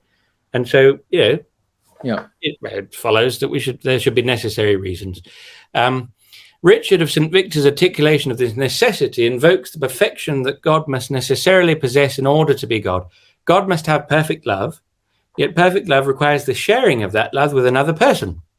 Moreover, the perfection of love amongst these two persons requires loving for the sake of a third. God possesses the perfection of love, and thus God must be three persons. This argument, by the way, is used by Christian missionaries even today at Speaker's Corner. I kid you not. Really? As a way of beating Muslims and saying, God must, if God is love, there must be this Trinity, this communion of persons, as is called in theological, so particularly in the Orthodox understanding of the Trinity. I'm not going to go down there, but this is actually used today. I've actually heard it used at Speaker's Corner. Amazing. Wow. Richard of St. Victor's long reach. Amazing. So, this is where the change happens. So again, we're in the period of the cathedral schools. It's before the founding of the universities. It's, before the knowledge discovered in Toledo is fully assimilated. It's the so-called Dark Ages. I think it's actually a beautiful period in many ways in Christian Europe. But it is what we would consider possibly to be a somewhat naive view of the relationship between faith and reason. And there was but again, it comes from a laudable place in a way, because it was understanding that there is, reality is one, everything's integrated.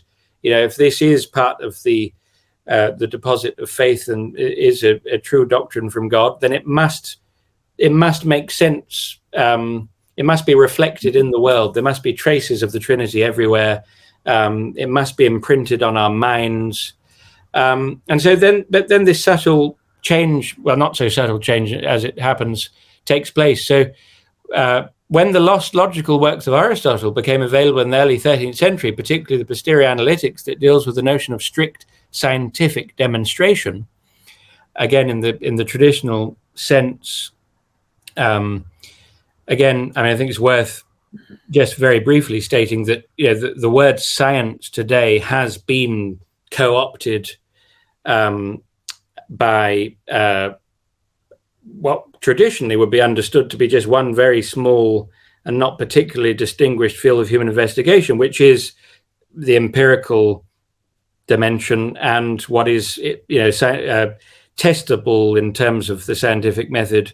And so forth. That's become science, and that's all. You might add in mathematics and formal logic, but fundamentally science is reduced to what are called the hard sciences. Whereas in the traditional Christian world, and really arising from the discovery of the posterior analytics and the works of Ibn Sina and his Burhan particularly, scientia meant certain and indisputable, unequivocal, indubitable knowledge, regardless of what field that knowledge happened to obtain within.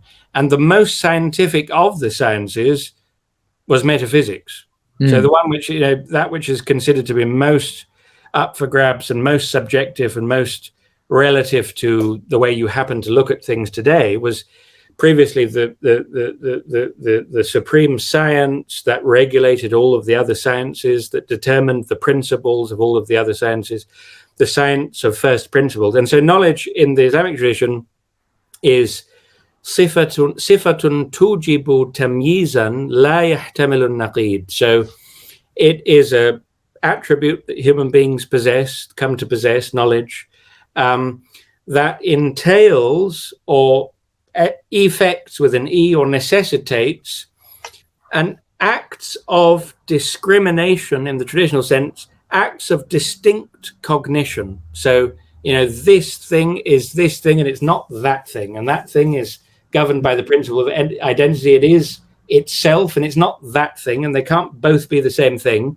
And that's not just in the realm of sense. So it's that faculty that cognizes the world in its distinctness. And not only in the realm of sensible things, but intelligible things as well. So, the things, the propositions of logic, of metaphysics, so on, are governed by the principle of non-contradiction, and they are distinct in themselves. And so, there is this fundamental and real structure which obtains between them. And so, this is a little digression because of talking about Avicenna's demonstrative metaphysics. And the notion of scientific demonstration. Again, just very important to realize that this has nothing to do with modern science, who nicked that word from us, basically.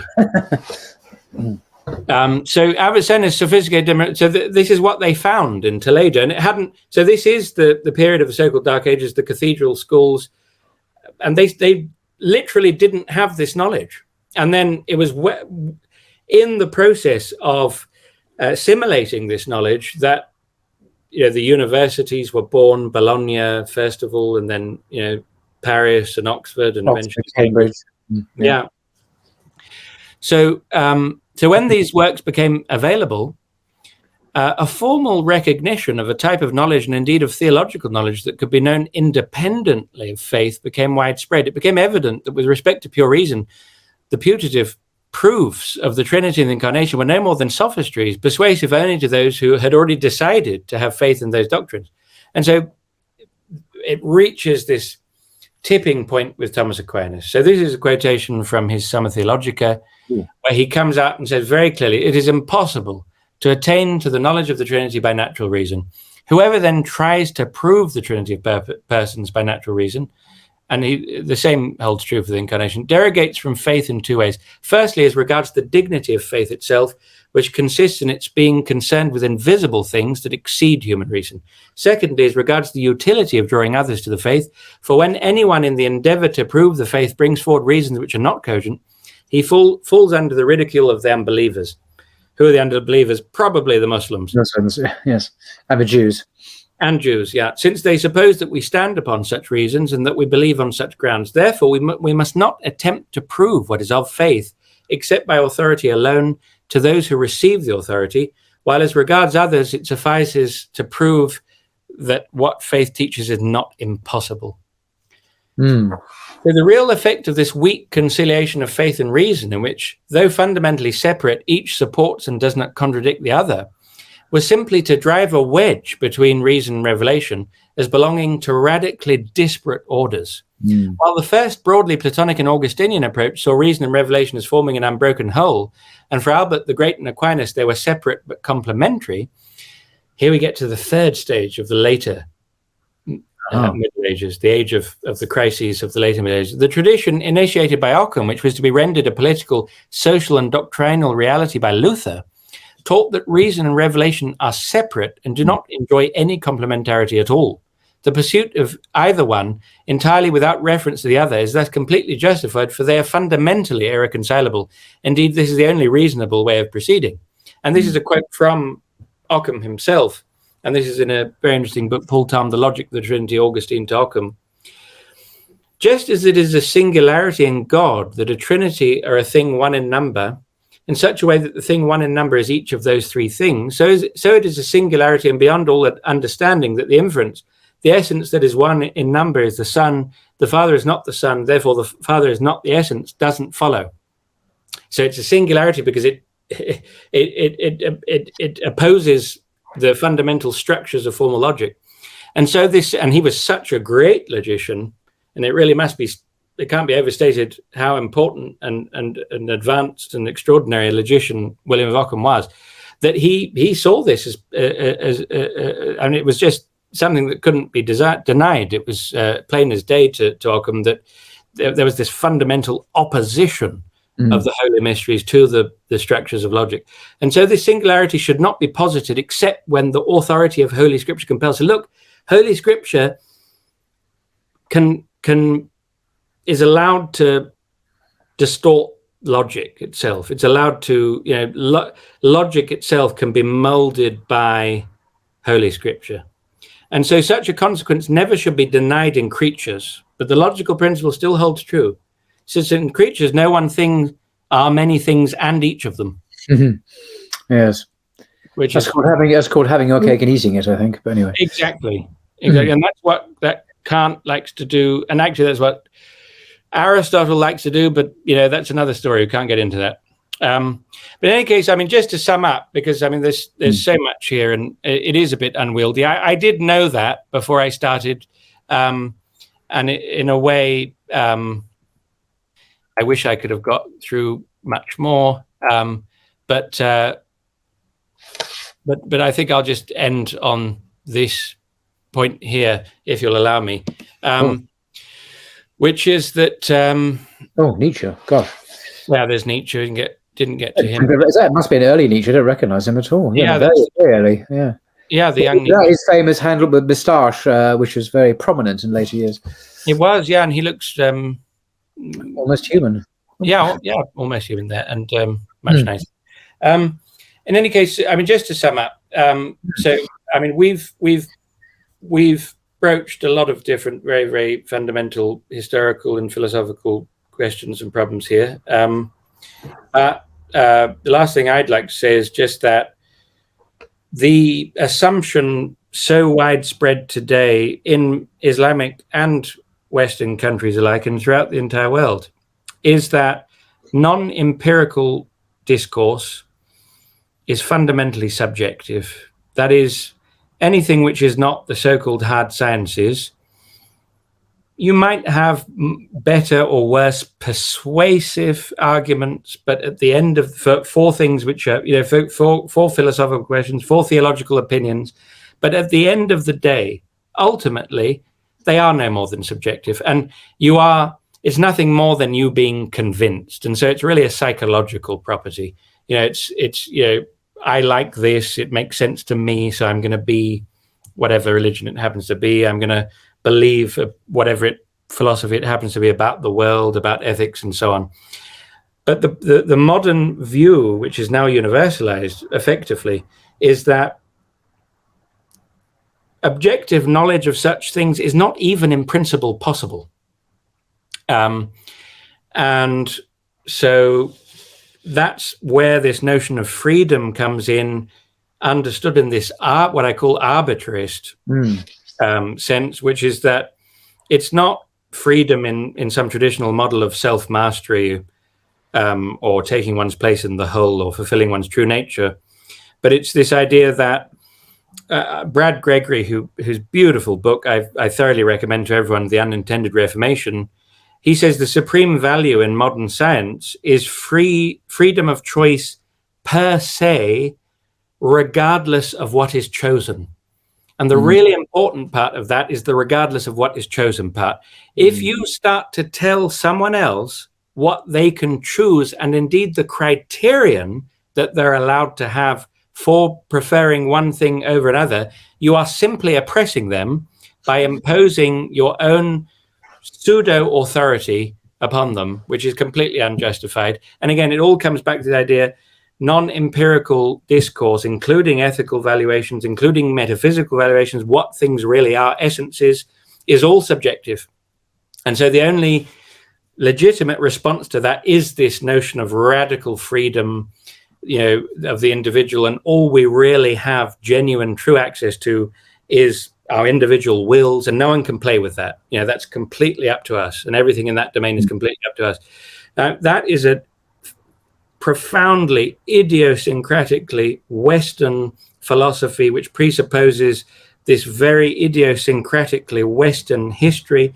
And the sad thing is that so many people who want to do the right thing, let's say people who in post-colonialism today, for example, that field of study which wants to decolonize curriculums and things. But the not very funny irony of that is their philosophy is the most idiosyncratically Western philosophy in the universe, because it is the philosophy of modernism.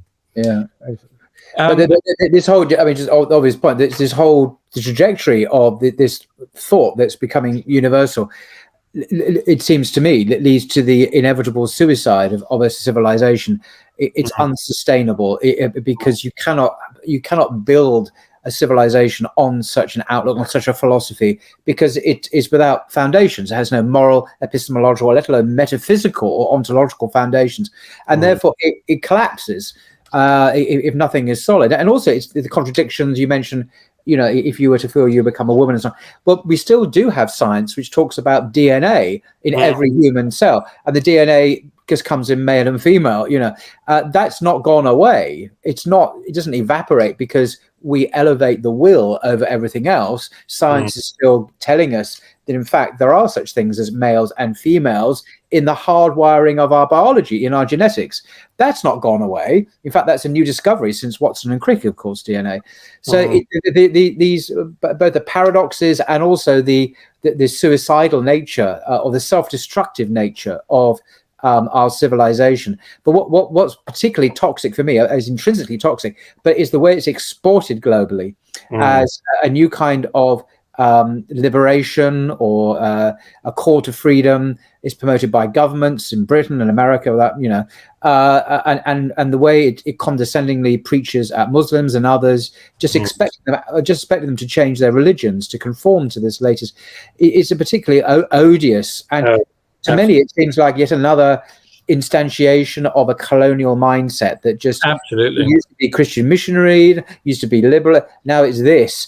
And we're insisting, we, the West, the white West, insists that the rest of the world jolly well ought to come in line quickly, or it will suffer economic and cultural penalties. It comes at a price. Resistance comes at a price. So absolutely, and as you said, that a very clear manifestation of this is going on right now is the Qatar World Cup. This extraordinary, what they now call virtue signaling.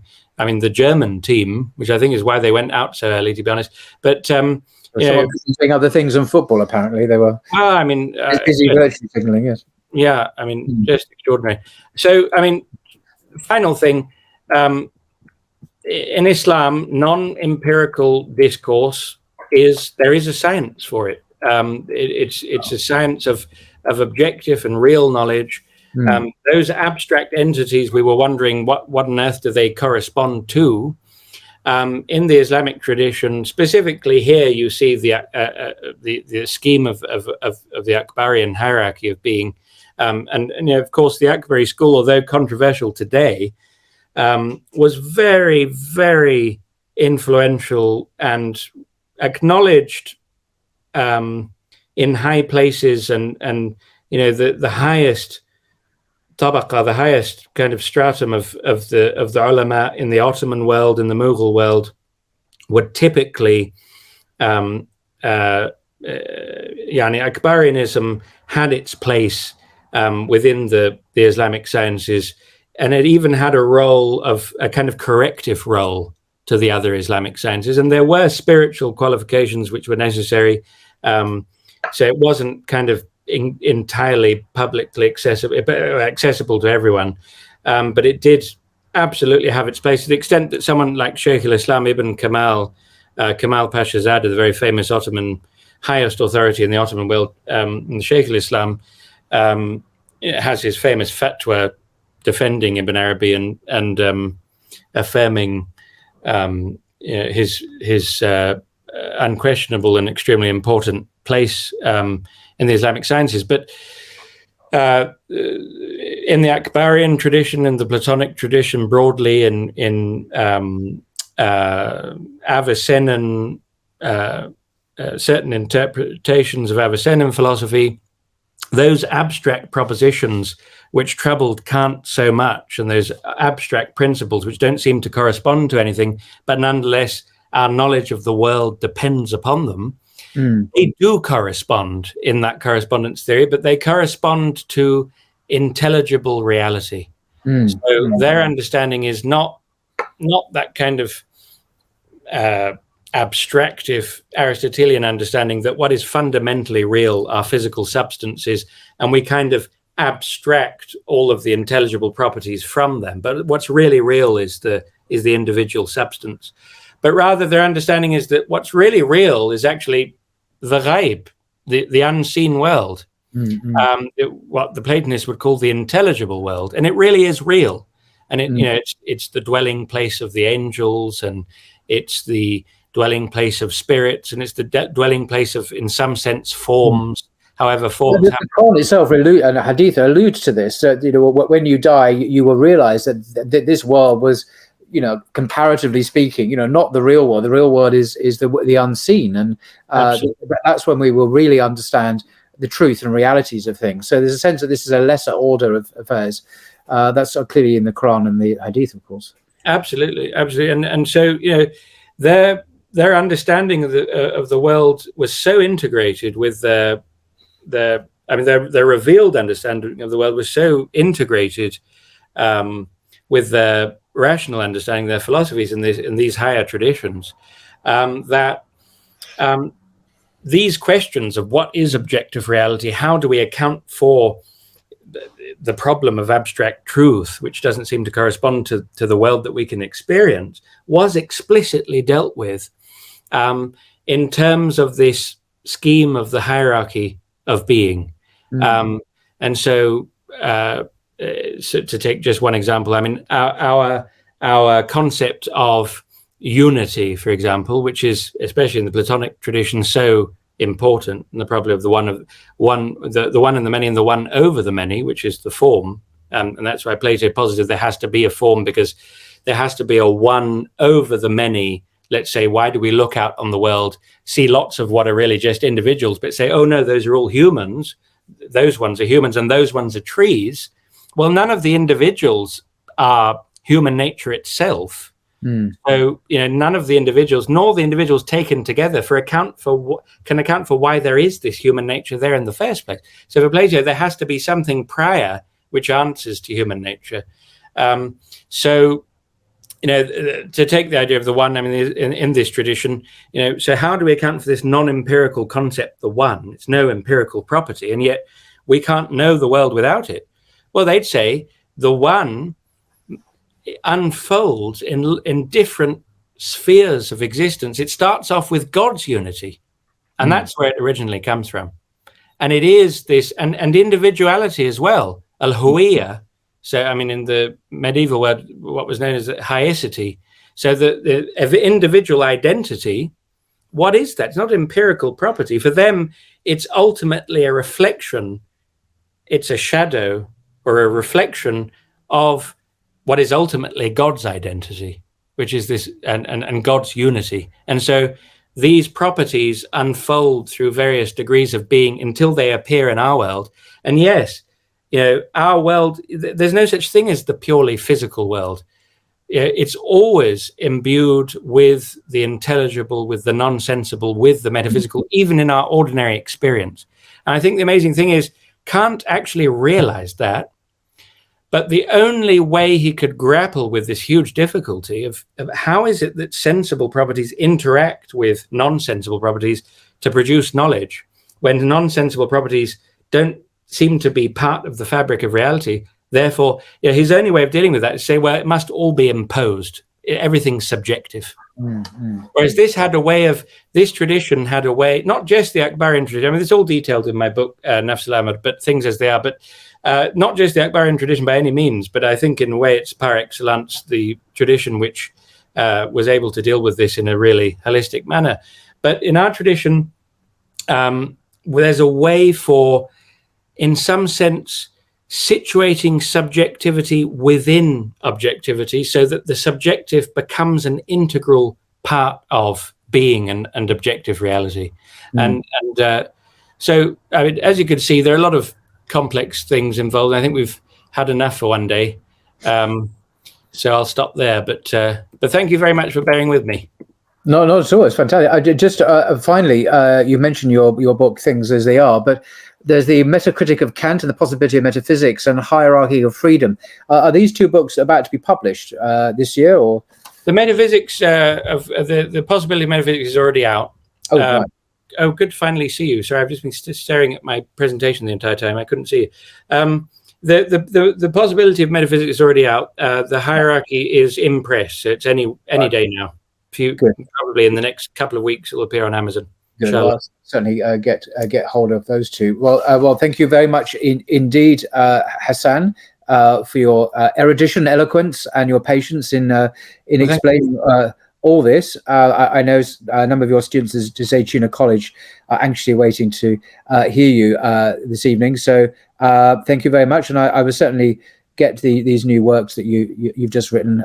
Have a read of those. So inshallah, maybe another time we can discuss those works as well. I'd be delighted. I mean, if you still want to talk to me after all that.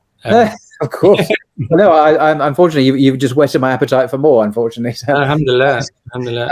This is blogging theology after all. This is what we do. It's also interesting that it's a slightly silly point, but we're both Englishmen in England, converts to Islam, and wearing suspiciously similar patterned shirts as well. No, this is all very worrying. It's extraordinary. Amazing ittifaq, but alhamdulillah, God works in mysterious ways. Indeed, he does. Well, thank you very much, Hassan, and good evening to you, and until next time. Thank you. Thank you very much. Take care.